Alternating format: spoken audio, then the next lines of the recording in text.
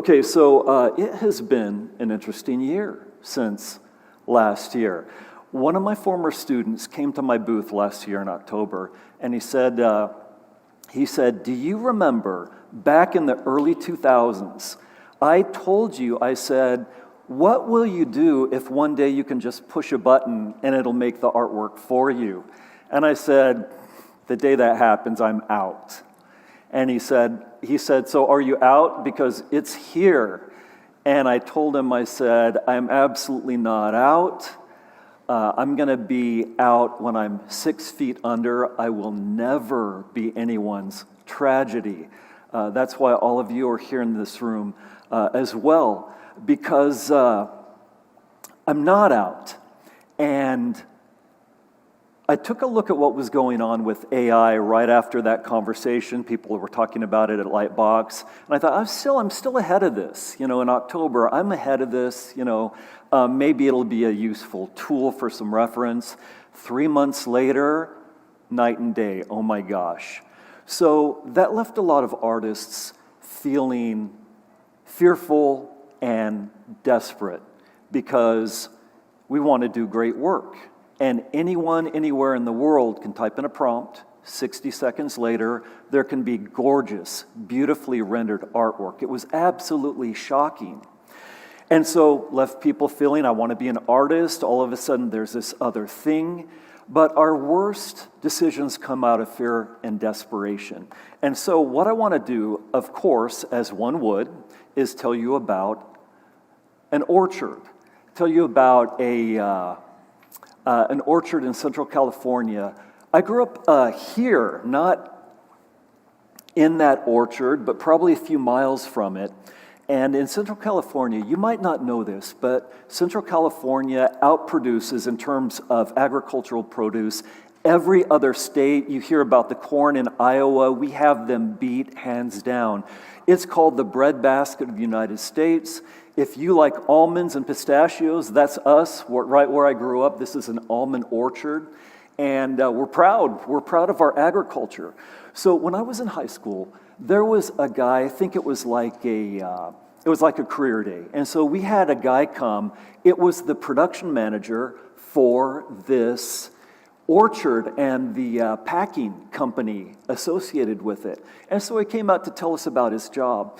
And I've never forgotten what he said, because he said, at this orchard and at the packing plant, every couple of years, it turns into an absolute upheaval. We will have probably every 2 years a new technology come in, and that new technology will displace jobs. And then our company, our orchard, is owned by a giant agribusiness conglomerate, and that conglomerate sells us like a commodity, and we are being bought and sold every couple of years. And that means new management, new policies, new procedures, a lot of turnover. And it's not just farming, it is like a game. And he said, here's the thing that shocked me when I was coming up. Every time this happened, when we heard about it, there were people working who started to feel fearful and desperate before anything had even changed or even happened. And so they started, these new people are going to come in, they're going to have these new policies, they're going to structure the work in a way I don't like, I'm going to get laid off. And he said he was shocked to see people actually quit before anything bad had even happened, because they filled the vacuum of something coming out of their fear and out of their desperation. And they made what he thought at the time was a horrible decision. He said, I don't think that anymore. I think it was probably right for them to leave because they didn't have the mindset for this particular job. So he said, every time that happened, I liked my job. I liked working there. I liked the plant. And so he said, all I did was, as things changed and as new management came in, I looked for ways to be useful. That's all I did. I looked for cracks and openings where I could be of value. And so he said, one day I got called into the front office, and I was really nervous, he said. He said he was thinking, did I do anything wrong? Did I say anything inappropriate to someone that I'm going to get censured for? And so he went into the meeting, And he was relieved to see that everyone was smiling, and he said to himself, okay, this looks promising. And they offered him the job, the position of being the general manager and the production manager of the entire plant, because he was a person who had made himself so invaluable. Not only could they not let this guy go, they put him in charge of everything, because he just looked for cracks where he could put himself in and be of value. So all of you are thinking, okay, we see where you're going with this, Nathan, and we see the analogy that you're making, the comparison. So a few of you might be thinking, there's a problem with the analogy that you're making, because comparing what has happened in our industry to a gradual technological shift, in agriculture, it's night and day. There is no comparison. And I absolutely agree with that sentiment. I have been saying, calling AI and invasive machine learning technology, calling it a tool is like comparing a screwdriver to a lightsaber. It is an order of magnitude of difference. Well, that's not the point that I'm making with this little story. It's not about the technology. It's about fear and desperation and not allowing that to drive our decision making. And it's about looking for openings to be of value to our intended audience. So back when I started, 1996 at DreamWorks, and desperately trying to make my way and desperately trying to be of value, when I got hired, they put it was a 2-year contract, but there was a 6-month rider on that contract where they do that so they think you're a good hire, but if you turn out not to be a good hire, you're hard to work with, your work really isn't coming out. After 6 months, it's in your contract, they can break it and let you go. And this was before my 6 months was up, so I was definitely trying everything I could think of to be of value. And at that time, there was no such thing as concept art. I didn't even study animation. When I went to art school, there was no animation program. I went here at Pasadena Art Center College of Design. Great school, great program in illustration back then, but there was no concept art training. There was no animation training. It wasn't a thing yet. Well, very quickly, being a concept artist became so big. And people recognize, hey, great job, you work in animation, you work in video games, good opportunity, recession-proof. I'm even shy, I feel a little bit of survivor guilt even saying this. During the 26 some odd years since that time, there have been 3 major economic recessions that have happened just during my career. I mean, like major crashes. And if I never watched the news, I would have never even known that they happened. Because in good times and in bad times, people want inexpensive entertainment. It's recession-proof. All the people, their parents told them, don't go to art school, go to business school. Guess what happened to those people? Every recession, bam, they got nailed. And we did all right. We did pretty well. Well, people recognized this. Everybody wanted to get in the game. And in recent years, it got to the point where, parents were starting to say, none of this fooling around. You're going off to college and you're going to be a doctor, a lawyer, or a concept artist, and I'm not going to hear about anything else. And so that's over. It's not like that anymore. And jobs that have been washed away and that are being washed away, no matter what effort, there are a lot of efforts going on to kind of smooth out and straighten out and make what's going on fair. And, hopefully those things work out the way people would like them to. Regardless, no jobs are ever coming back that are being taken away by machines. So, back then, being a concept art, it wasn't a commodity. Being a concept artist, it was a calling. We could not think of anything else. I had people say, oh yeah, I wanted to be an artist, but this got in the way and my mom was sick or I couldn't afford art school and so I didn't go. I used to think, oh yeah, sad, I'm so sad it didn't work out. You wish you could have done it. No, everybody I worked with had a sick mom and had to work 3 jobs and was living in squalor, in the jungle and barely even had a computer and electricity. They could not think of anything other than being they couldn't, it just didn't exist.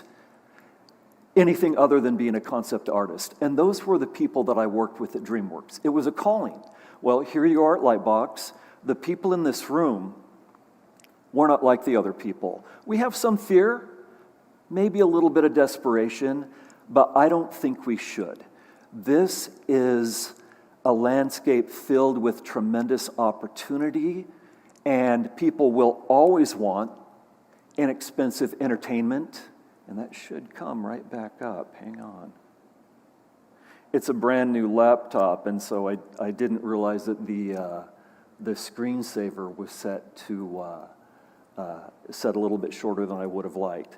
Okay, so you guys want to get to the meat of this, and I want to talk to you then to figure this thing out, to figure out how we can be absolutely sure to be of value. Move heaven and earth, learn how to polish the world, like a shiny marble so it sparkles just for you. I want to first go back and look at how artists have dealt with change historically, and then I want to look forward to how we'll work with change. And so I want to talk to you about this guy. Now, we know he's an artist because he holds his cigarette beautifully. And I've never smoked, but when I was putting this talk together and looking at the artists and the poses and the cigarettes, I came this close to going down to the corner store and buying myself a pack and then having a couple of photos shot. Okay, so this guy, he is an artist, a very good artist. His name is Richard Diebenkorn. Some of you know the artist. You've heard the name, know his work. I'm a big fan. So this is one of his landscape paintings. He's fairly recent, passed away in the 90s. And so I absolutely love the way that he combines naturalism with abstract pattern. It just feels really beautiful. It takes a flat 2D picture plane and has something familiar in it that we can kind of sink our teeth into, but patterns it out in a pleasing, enjoyable way. Really love this.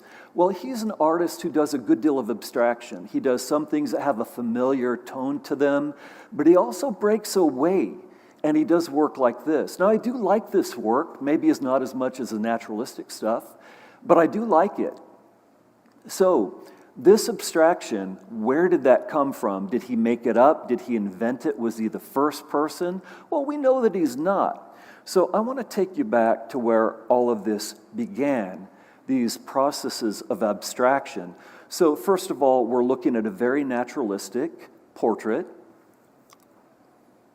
And then I want to show you another one, beautifully painted, naturalistic, obviously a very skillful painter. Some of you know, and some of you might be surprised to find out that these were painted by none other than Pablo Picasso. Pablo Picasso was a very good painter before he went over the deep end and did what he did. And the way that you know for sure that he's a good painter, how is it? Everyone got it? He's got the cigarette. He's got the cigarette. So Pablo Picasso. So this guy went from doing paintings like this to doing paintings like this. What happened? What was it that drove him to make a change when so many of us are fighting so hard just to do something like this, and he abandoned it? And here's another example. So here's another artist, got the cigarette. And you might recognize the rectangular patterns back behind him. This is Piet Mondrian. And you might be surprised, probably all of you have seen Mondrian's rectangular paintings. You might be surprised that he was quite a good landscape painter, did beautiful landscape paintings that are good enough that I aspire. I consider myself a landscape painter, and I aspire to do work like he did. But he abandoned it. He abandoned it to do this. So we know a big part of the reason why they made such a dramatic shift, probably nicotine poisoning. But these were artists, they were avant-garde artists. They had their little cliques, they had their little groups. Some of them even had secret meetings where, who was it that called his little group the Prophets?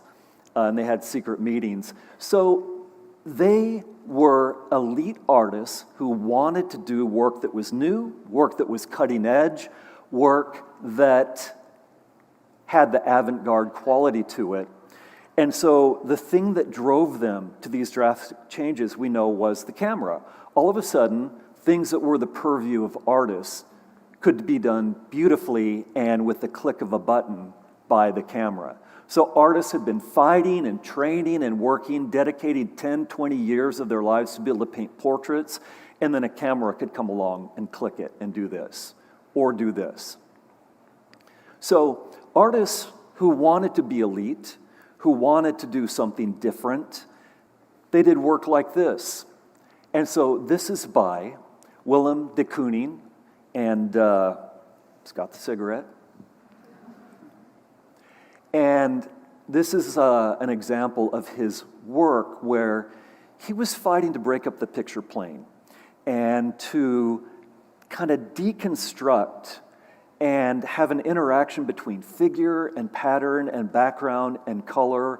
And we can never know exactly what he was thinking about, but he was living in New York City, a place that considered itself to be elite, a place that was looking for opportunities to express their elitism, their avant-gardism, and it was a hotbed of artists trying to do something new, something different, and frankly, more different and more new than the other artists they saw around them. So, let's jump to this guy. Also an artist working in New York City, but things do not look good for this guy. First of all, he's holding his cigarette the wrong way.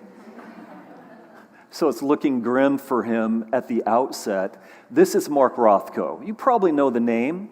And Mark Rothko, early on or earlier in his career, he was doing work like this. And so let's do a little interaction here, a little hypothetical interaction between Mark Rothko and Willem de Kooning, because they were metaphorically speaking just down the street from each other. They knew each other's work, they knew each other's galleries. So de Kooning sees this work from Rothko and says, "Oh yeah, look how he's being so careful with his lines. That was last year, and I'm beyond that." De Kooning says, and so I'm going to do something. I don't need to have care like that. What I need to do is express myself. And that's exactly what he did. He's the father of Expressionism. And this painting that he did at that time is titled, inexplicably, Woman and Bicycle. And people have searched for decades to find a bicycle in it, and no one ever has found it. So if you find the bicycle, you may be notable in art history. Okay, so Willem de Kooning does this, and the avant-garde art crowd loves it. They go nuts for it. So his gallery is filled. He's selling paintings for thousands of dollars. He's the new love child of the avant-garde art movement. And that leaves our guy, poor Rothko. Everyone abandons his gallery down the street for Willem de Kooning. And so he tries something new. Okay, I got to keep ahead of this curve. And so he does this painting, a painting which has no recognizable figurative work in it, no representationalism. And that's new. This is one of the first paintings that did that by a recognized artist. And so he's back on top. The avant-garde crowd loved this. Oh, it's so new. He's pushing the boundaries of art into a new area we've never seen before. Take a look. There's nothing representational or recognizable in it. And so they all abandon de Kooning and go down to Rothko's gallery. So Rothko is the hero. Well, de Kooning, he's not going to have that. So de Kooning decides he is once and for all going to stamp out Rothko, and he is going to win this race. So, in a nicotine-fueled frenzy, he paints this, and he wins. They love it. The art crowd loves it. Everyone's back in his gallery. He's lifted up on shoulders and paraded down the street through Times Square, metaphorically speaking. He is the guy. He is the avant-garde artist, which leaves our man Rothko in a bad position. He's standing there about to blow away into the dusts of art history. Until Rothko has a genius idea, something that he just, like, dare I do it? Can I do it? Should I do it? Is it too much? Is it too little? But he has this idea that's so daring, it's unimaginable by any other artist. So Rothko sits down at his easel with his oil paints, and he paints absolutely nothing. And de Kooning, it's over for de Kooning. He's the one who blows away into the winds and the dust of art history. People are unimaginably captivated by this idea. It's so daring, it's unbelievable. You can see anything that you want to see in it. And Rothko, he's like, oh my God, these people are buying this. People are like, went for this. And so Rothko can knock out like 10 of these in a day and sell them for thousands each. It's like the most genius idea in all of art history. So now Mark Rothko cements his place in art history and forevermore. Any and every text on art history always is going to have at least a little blurb on Mark Rothko, because he did the thing that no one else did. He did the thing that no one else dared do. And he did something, frankly, that was of great value, because there are people, we're human beings, we're a pack, we're a herd. Some people are comfortable following, some people want to lead, some people want to be at the front of the pack. Some people have an extraordinary, overwhelming need to be at the front of the pack.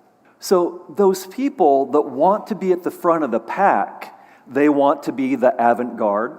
They need someone that they can anoint. They need an artist to emerge, that they can anoint the most unique, the most fresh, the most spontaneous, the most new artist. And we have the new avant-garde thing. We're at the front of the herd, and we can lead. And people can stand in front of the paintings, and they can interpret it in any way that they choose, and any way that they enjoy. And it turned out to be, surprisingly, something that was of extraordinary value to people of the time and to art history. Well, that brings us back to our hero, Diebenkorn. So Diebenkorn, he was somewhat of an abstractionist. Take a look at some of his work here, and you know where he was inspired and what inspired him. So the truth is, as much as I'm having a little bit of fun with Rothko and de Kooning, I actually quite like some of the things that they did and appreciate the push that they made, because Rothko opened a door that maybe anyone else could have done that painting, and people say that, well, I could have done that. Why is it special? Well, you didn't, and nobody else did. Rothko did it. He's the first person to do that, and Diebenkorn walked through that door.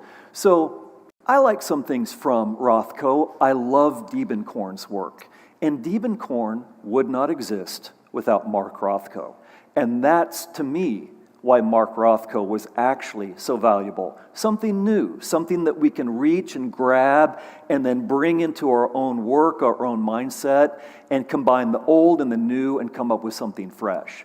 So Diebenkorn did work like this when he was in the mood, and he did work that had that more naturalistic flair, which is my favorite work, like this. All made possible by Mark Rothko. So let's kind of bring it into our vein a little bit more. We've been in the fine art world here.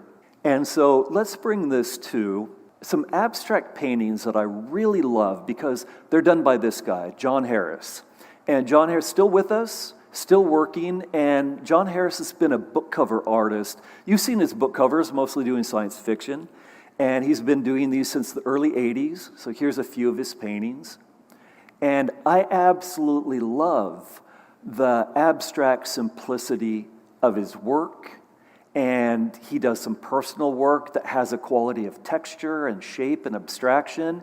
And this is another series that he did where Mark Rothko opened a door, and this artist, who I adore, walked through it and took it and did something absolutely fascinating with it. Beautiful stuff. Okay, so that brings us back to Picasso.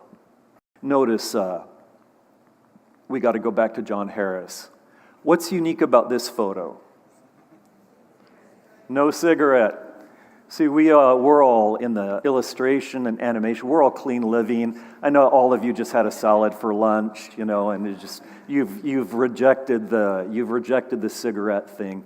So we've got clean cut, clean living John Harris doing beautiful illustration work. Okay, but we got to come back because there's still a couple of big problems, which is a few of you very well could be saying, all right, appreciate where you're going with this, Nathan, see where you're going and what you're saying, but you might not like any of the work that I've shown. You might hate all of it so far. And that might be disturbing because, okay, but I don't like that work, so what is there for me? How do I know if art is good or not? When, you're mocking art that art historians say is amazing. Well, I hope I've acknowledged an amazing quality in it. So what we look at is we look at the influence of the art. Even if we don't like it, we look at what happened with it. Did it expand in the culture? Was it forgotten? Was it used? Did it inspire? And so from here, from our guy Picasso, we're going to take a quick look at his painting Guernica. Now, it's actually quite a shocking painting in its story and in its history, but, short talk today. You can look that up separately. We're just looking at this in terms of style. Now let's take a look. We're going to go to 1941, and this was painted just a bit before that. And we're going to look at animation. We're going to look at the UPA style. UPA style has been so incredibly influential in animation. United Productions of America started in 1941, and they're the ones that kind of brought this look about. And this look has been with us. People are still doing this look. It's wonderful. I love it. I don't do work that looks like that, but I admire it. I'm inspired by it. And where did that stylization come from? It came from the modernist movement. It came from the Cubists. It most especially came from Picasso. The UPA look, if you like it, it wouldn't exist without Pablo Picasso. So, Pablo Picasso's personal work, not my favorite, personally, just me, but this stuff, I can appreciate the influence. And that's how we know for sure if artwork is legit and if it's good, in the influence it has in the greater culture. Okay, still a problem. Few of you might be thinking, okay, you're making a point, Nathan, but I don't like the UPA style either, where am I going to find my value? What kind of work am I going to do? What direction am I heading in? How can I do that? Surprisingly, we can still get the answer to that from Pablo Picasso. And it's something I read about when I was the age a lot of you are now, in my 20s, and came to a realization about Picasso. So Picasso himself said, when he was a young man and a young artist finding his way, he would go to the museums in Spain and he would see exhibits of ancient Iberian and African sculptures. And he would say to himself, oh my gosh. No, literally he would say that. No, I'm just kidding. He would say, this work is so engaging and so emotional, we are clearly missing something in Western art. This has a grab that is not in our culture. Why? This is incredible. And so let's take a look. Here's a study he did it's a study for a painting that we'll look at in just a moment. But let's take a look at the comparison. And why did Picasso start doing figures the way that he did? We looked at that comparison earlier, his mother, the portrait of his mother, beautiful, naturalistic, and then we looked at the wonky, with the eyes, and people always make fun of the crooked eyes and everything. That came from this expression.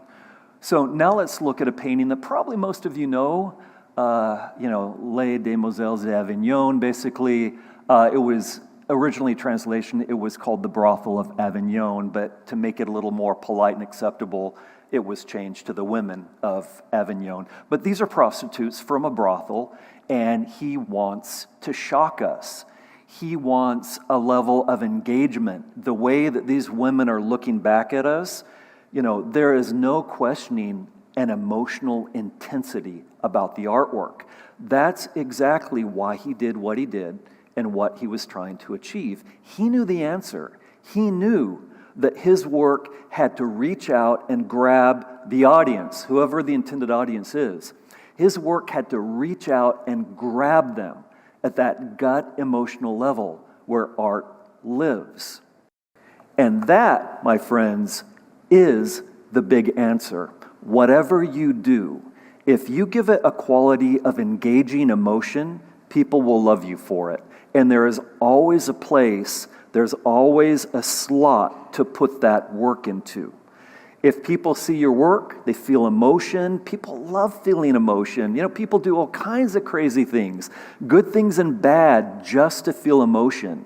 And if you can provide that for them, then they will come to you over and over. They love it. Okay, so, Les Demoiselles d'Avignon. That brings us, of course, to the Prince of Egypt, because I always bring up the Prince. I always find an excuse to bring up the Prince of Egypt because it was my opening project. And let me just see how we're doing with time. Yeah, we're doing great. And this, my friends, this is about a 45-minute talk total, and then we'll have about 10, 15 minutes of Q&A at the end. So here I am, 26 years old, 1996, desperately trying to be valuable to the studio. They didn't fire me after the 6-month period. And so we made the Prince of Egypt. So we were painting along.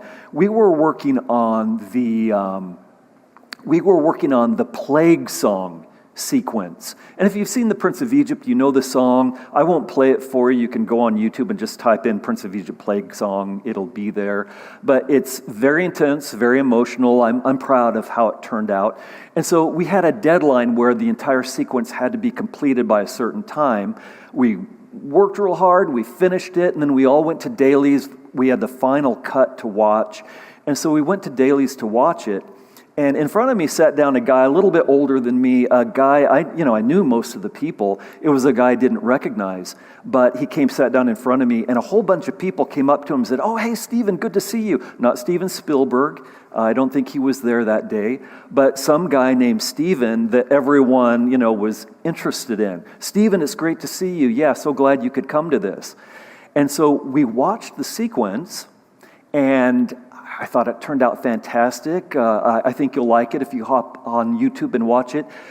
Because I love it, and it has been successful and watched ever since then, because it's a highly emotional sequence and grabs your engagement. When your audience is in the movie theater, you want to move them to the edge of their seat, leaning forward. The world disappears. Their problems disappear, their cares and worries disappear, and they are in the movie. And that's what people love in the movie theater. And if you overwhelm them with storytelling emotion, that gives them exactly the showstopper that they came for.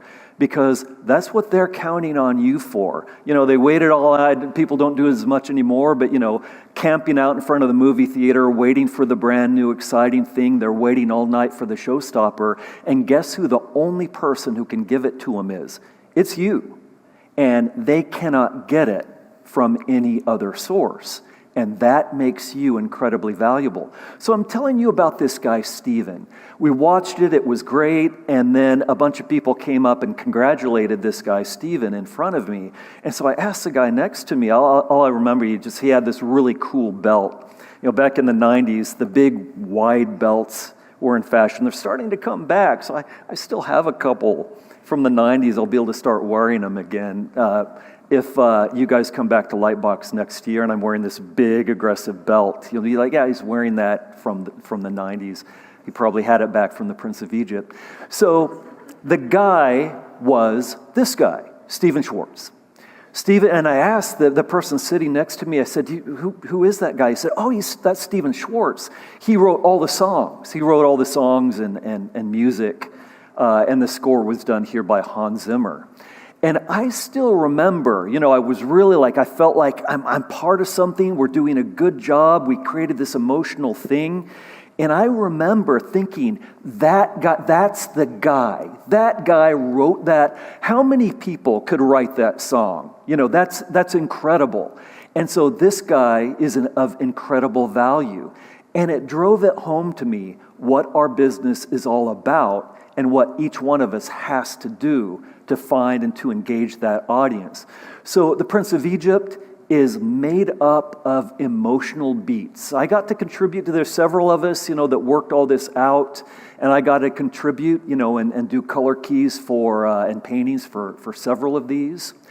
And so how is this done? As we tell a story to our audience and we try and find that emotional engagement, it's tricky.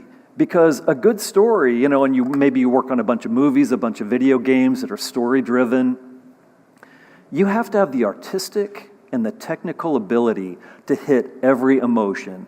Bring them up, bring them down. It's like the jazz musicians say, if you got to get up if you want to get down, and that's exactly the roller coaster ride that we try and take the audience on here.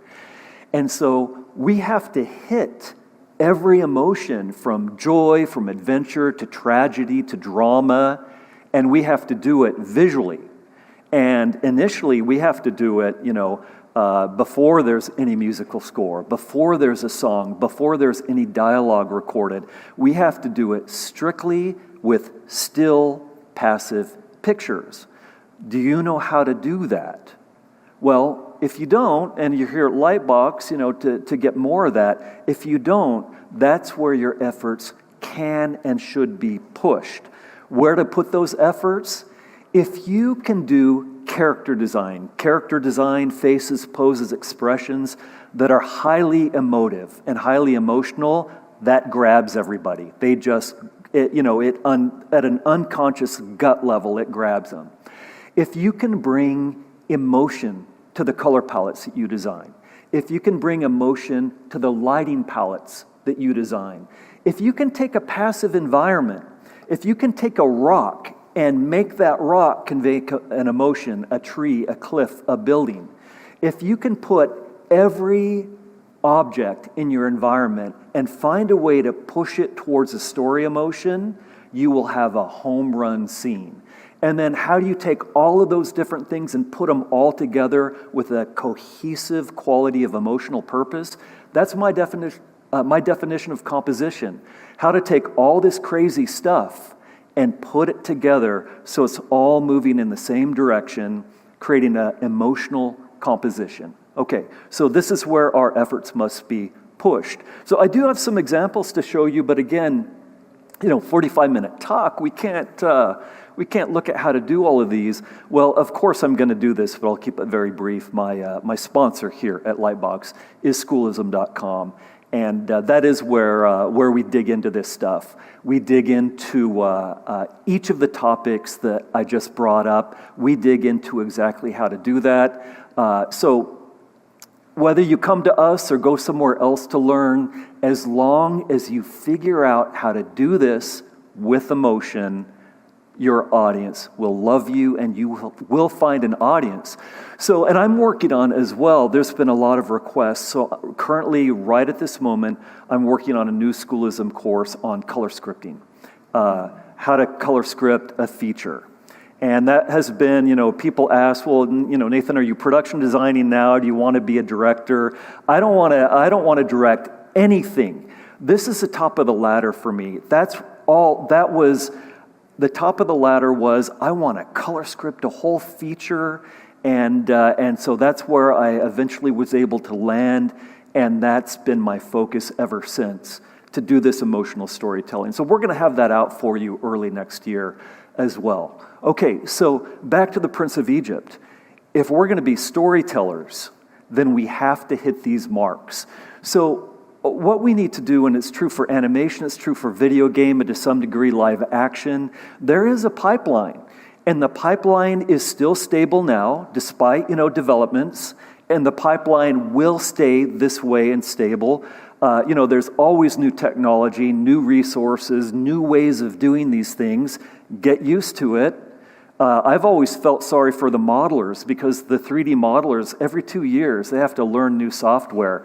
I've been painting in Photoshop since 1998, and I still paint in Photoshop, or traditionally for personal work. So in the production pipeline, I can just give you some examples here, and I can't show you, the work I've been doing for the last several years. I'm not able to show yet, so I'll show you maybe some things that are familiar, just to give you examples of hitting these marks in the pipeline, because there's initial exploration. So I got to do some work on Raya and the Last Dragon, some development work, and so we are trying. We're not just making a pretty picture. I mean, all these people who live out here, 100,000 people in this empire, and the working title of the movie at that time was called Dragon Empire. Before it was called Raya and the Last Dragon, it was called Dragon Empire. And so all these people, you got to feed and water them, or they'll come and tear those columns down. You can't just make it a pretty picture. You got to, rice was the staple, so you got to show the rice paddy fields. You got to show the aqueducts and the water here, so that all these people, that's the only way you can have a kingdom, is if you can feed and water the people. So we're trying to tell the story in one still picture of an entire kingdom. So we do the initial development work. Here's something from Ferdinand. Character design, I'm not primarily a character designer. Other people are better at that than I am, but we had a lot of fun with the Puss in Boots characters. Back in the day, the franchise is still going strong, so we're happy about that. I told you color script work. I did get to do the initial color script for the DreamWorks Legend of Puss in Boots, so that was a blast. And we got to take the audience on that roller coaster ride. Take them up, take them down, take them into every story emotion. Let them forget about their troubles and cares, whatever fear and desperation they feel. If we take that away from them for an hour and a half, it is the greatest thing ever. And then final location design after, initial exploration is done. Then here's some things from Puss in Boots as we're doing final location design for the show, figuring out what that's going to look like, prop design. And so it was for a project, we didn't end up using this, but trying to be highly emotional, trees, rocks, buildings. The way that I think, as a matter of fact, this is the thing I've really gotten into because I'm not a character designer. And here's the thing that's happened to me over and over. I'll show something like maybe this one, and they'll, oh wow, Nathan, that's wonderful. It's fun, it's nice, and get some applause.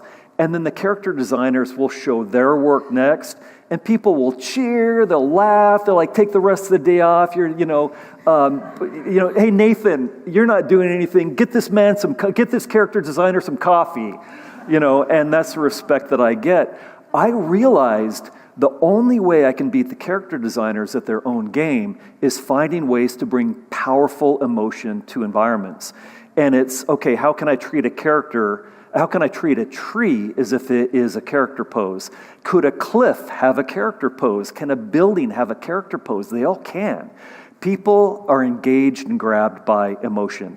And one of the quickest and most direct ways to do it is pose.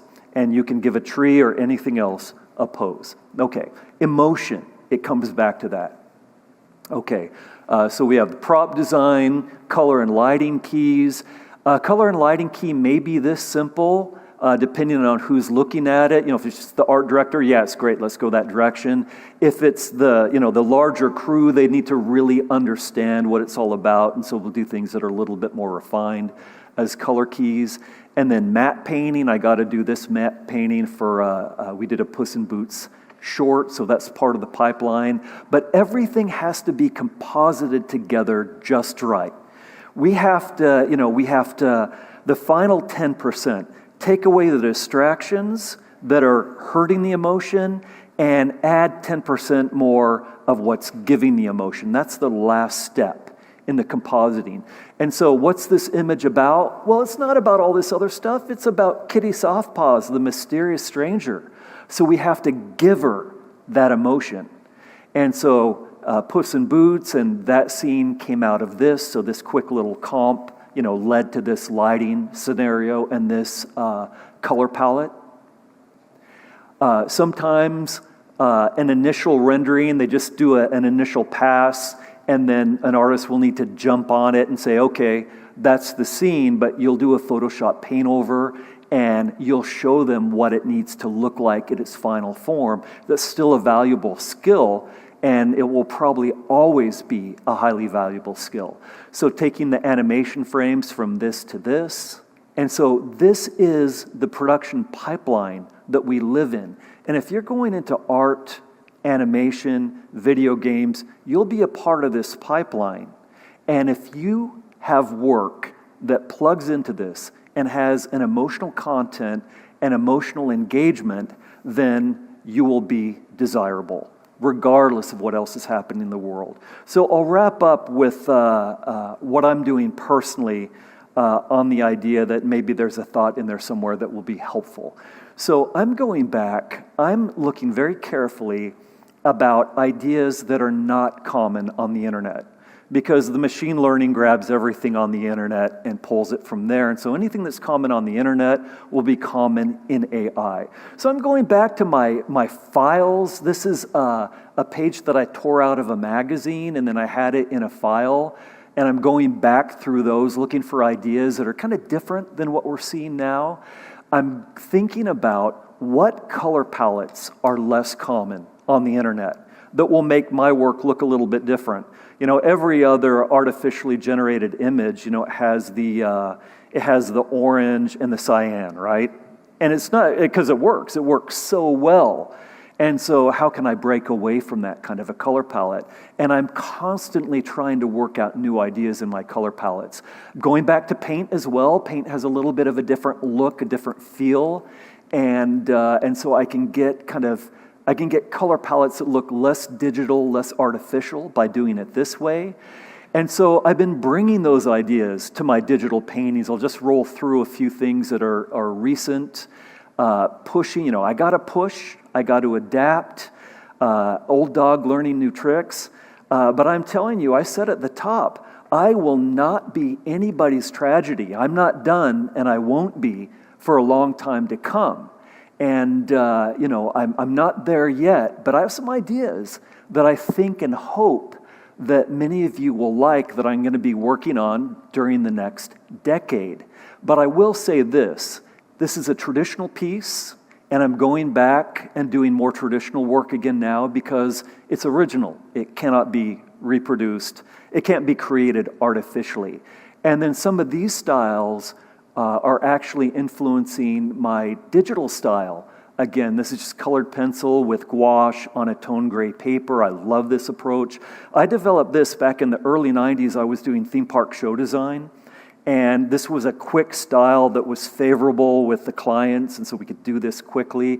And I find myself coming back to it and then turning around and letting it influence my digital work, trying to let that traditional experience, now this is a Photoshop painting of a location that I visited, and letting the influence and the patterning and the abstract design come through. And I'm not there yet, but I want to push further and further and further. But it doesn't matter what I do, because, at least not for all of you, even though I hope you follow, I hope you enjoy the work that I'm going to do, I'll say this, and I don't mind saying it at all, art history no longer cares about me. And that's okay, because I don't smoke, and art history saw and will always see the creation of the CG animated movie. My generation invented that. I'm very proud of that. They put a tablet in front of us and a pen and said, do something with it, with Photoshop. And no one had ever done it before. So at DreamWorks, at Disney, at Pixar, we invented digital painting. We invented the CG animated movie. Art history in 500 years will at least have a paragraph, if not more, about, the popular art forms. And this is what happened, starting in the 1990s. And so I'm proud of that, but it's different now. We have a new technology. And what art history will see in 500 years is what you did with it or against it, breaking away from it, using it.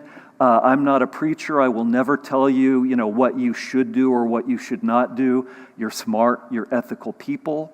So in 500 years, art history will look back and it will see that strange, exciting, and new things, better things, more interesting things happened in the 2000s because artists either had or worked away from this new technology and did something extraordinary with it.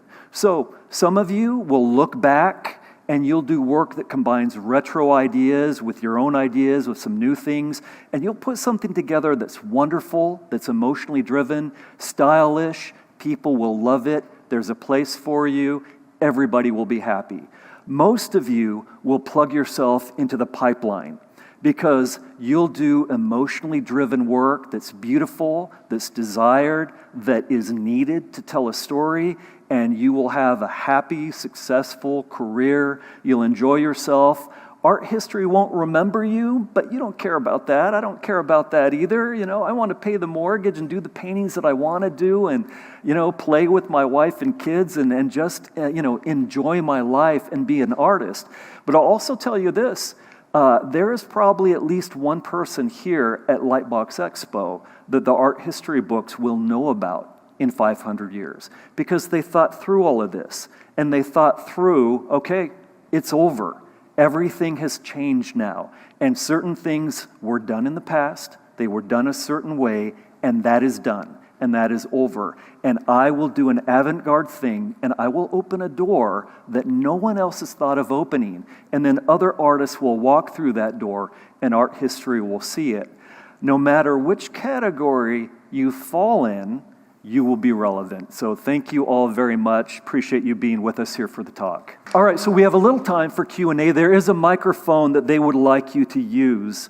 So go ahead, go right ahead. Okay. Oh, this is nervous. All right. You talked about how you're gonna be more valuable as integrating story and emotion to your work. Is there a certain type of way you skill yourself or train yourself to be more skillful at telling these stories?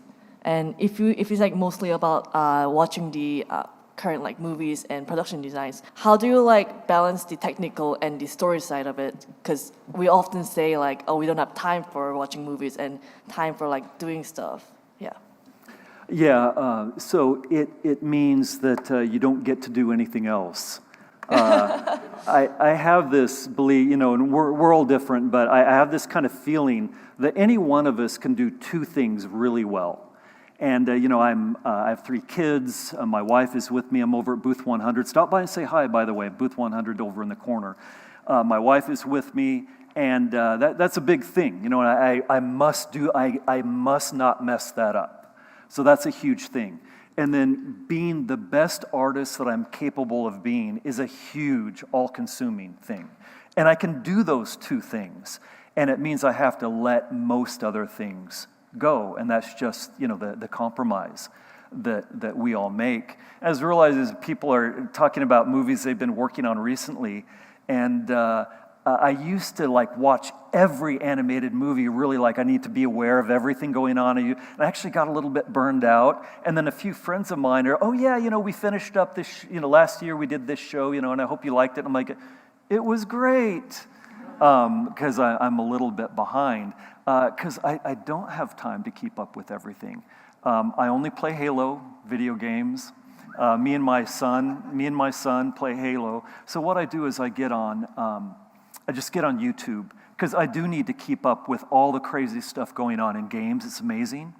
And I'll just watch people record their gameplay, and I'll just watch a few minutes and see what's going on in games. And that's a way that I can fit it into a little bit of timeline. So the definition of sacrifice is giving up something good in hopes of gaining something even better. And I think that's the short answer to your question. Thank you. Thank you. Yeah, any other questions? Go right ahead. Thanks so much for this talk. It was very riveting. Particularly like the history lesson. I'm Robert from Greater Boston area. I recently pivoted out of academia in Germany to leap into the creative field. And my question pertains to sort of like the distinctiveness, the sort of like going against the grain style that Pablo Picasso did. And so I'm sort of have a foot in music and then also a foot in storytelling. And what I notice is going on in music at least is like there's this homogenization of style and even of taste. And I feel like it might be going on with animation as well. So like, how does one sort of like express oneself distinctively in a way that like goes against the grain, but then taste is becoming sort of homogenized? Yeah, everyone hates the new thing at first. Not everyone, but a lot of people hate the new thing at first, and then it becomes more familiar, and then they start to be willing to see things in it. And so there's kind of a difficulty in the animation industry right now. You know, some of the big studios have had some expensive productions that didn't produce as well as they had hoped. And they were trying new things a little, but not really, you know, not really going too far. And so there's kind of a standard look in animation. And the big question everyone is asking, and a few people are trying to drive, is what is the next new look in animation? Very difficult to do. I have seen so many artists, and especially character designers, get let go. And here's what happened. So the studio says, and like you say in your question, the studio says, hey, we want to do something, you know, we want to do something new, avant-garde, exciting, and there'll be this artist they've seen on Instagram. And so they'll bring the artist in, they have this new style, it's incredible, and they'll art direct it, they'll do all kinds of concept art. And then we'll get to a point where we'll start into early production. And those crazy drawings and 2D creations don't translate very well into the 3D world. And some people will ask that artist to change and adapt to what will work, and the artist either does it or says, no, this is what I do, this is my style, this is what I was hired for. And so gradually, there's a compromise that has to be made, because a feature animated movie is some 600 people. And it is true that style has to be highly defined up front so it doesn't get watered down as it goes through the pipeline, but it is absolutely inevitable. So I don't have a great answer to your question other than they should do that. They should bring in and start with a strong and powerful design sense and see if they can carry it through, but they also have to be prepared, and artists and the studio have to be prepared to make compromises so that the greater show will work. So thank you. Looks like we have time for maybe one or two more. Go ahead. I'll just make it really quick. Yeah. So obviously story changes a lot during production. Yes. So when you do a color script, do you always have to like kind of like complete it all in one go, or do you complete different acts as you kind of go through and then it just comes together at the end? Because we see the finished product, Yep. but as you're working on it, and can you talk about a little bit about that? Yeah, absolutely. And that's presentation, because color scripts changed a lot since how we initially did them. We would do them with the beautiful ups and downs and sweep, and then exactly as you say, all of a sudden, okay, this is a nighttime moment. Oh, hey, by the way, we just changed that in story yesterday. Now it's daytime. Okay, so now we gotta. Oh, and by the way, this middle piece over here, we decided that would be a great exposition. We're gonna take that middle piece of the movie and we're gonna put it right up front and actually have that be an opening. Okay, we tore the color script up to do that. And so what we started doing was simply having the color script be just like storyboards, to have it be a series of panels, so that when they say, this is gone, this is moved, this story has changed here, we just pull those panels out, put new ones in, slide them around, because the color script, an initial color script is done very early on. They really kind of like to see the flow of it, and then it evolves and changes and is active all the way to the end of production. Because as you make those changes, you have to look at the movie in whole, and you realize, oh my gosh, we did a nighttime, and then we did nighttime, and then we did nighttime again, and our audience is going to be asleep by the time we get to the end of that. We've got to make a change. And so the color script lets us see and feel, how the ride is. It's like I keep coming back to roller coaster because, if you're riding along on a roller coaster and all of a sudden you come to a straight area, it might be a nice relief for a minute. Ooh, we just did the loopy-loop, I'm going to get sick, so thank goodness we're on a straight. But if you keep going straight and keep going straight, you're bored and you're done with it. And so the movie has to be designed in that fashion. And so color scripts are ever-changing, living, breathing panels. It's kind of the visual core of the story. It has the color palette, the lighting palette, and an aspect of the environment design that has to show that level of emotion up front. So it looks like that takes us up to time. We're 1 minute over. So again, thank you everybody. Best wishes and good luck.